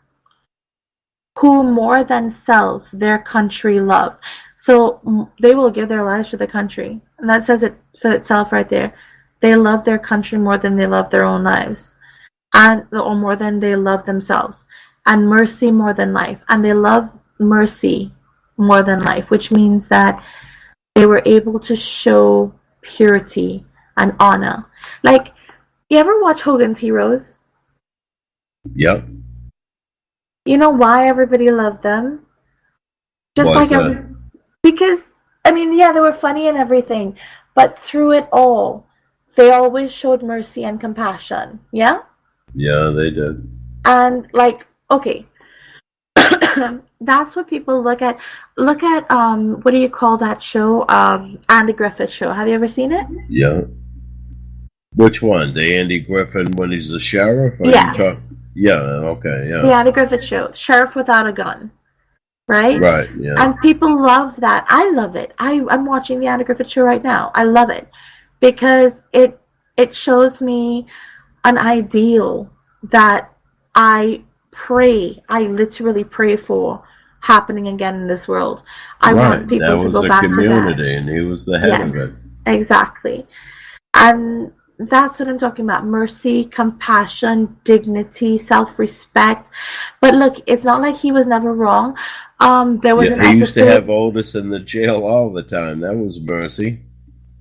Didn't charge him. Didn't charge him. Even when the inspector was coming down, he bought Otis a birthday cake because of his birthday. But no, and the thing is, it's not like Andy was infallible. He made mistakes. Like Opie, for example, had Opie was like, what was it? He thought Opie stole a hatchet that Mr. McVeevy gave him.